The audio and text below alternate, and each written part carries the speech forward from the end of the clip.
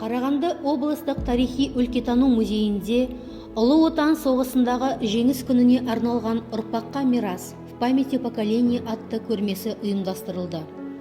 Көрмеде соғыстың бар ауыртпашылығын өз мойнымен көтеріп, отан үшін от кешіп, соғыстың қанға бөккен даласында қайсарлықпен шайқасып, аман-есен туған жеріне жеңістің туын желбіретіп оралған Ұлы Отан соғысы ардагерлерінің фотосуреттері қойылған.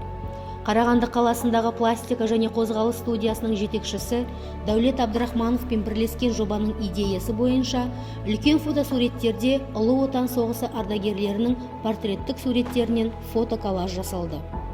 Суреттерде Берлинге дейінгі кеңес әскерлерінің жау қолынан азат еткен Киев, Варшава, Вена, Прага, Белград қалаларының бағытын көрсететін бағаналарға орналастырылған. Көрме экспозициясының ортасында мәңгілік алау, оның екі жағында Ұлы Отан соғысының қорғаныс символы ретінде танкіге қарсы тосқауыл инсталляциясы орналасқан. Тосқауылдың алдында жерде жатқан неміс фашист армиясының қару-жарағы Германия қарулы күштерінің қарсылықсыз тізе бүгу актісін білдіреді.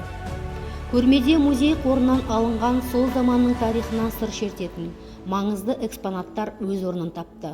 Оқ-дәрілерге арналған әскери жәшіктердің үстінде Ұлы Отан соғыс кезіндегі фотоаппарат, гармонь мен патефон, кеңес жауынгерінің әскери формасы мен қару-жарағы, каска, жорықтық гимнастерка мен шалбар, белбеу, тапанша қабы, планшет, портсигар, құты, оқ-снарядтар, гранаталар және майданнан жазылған үшбұрышты хаттар қойылған.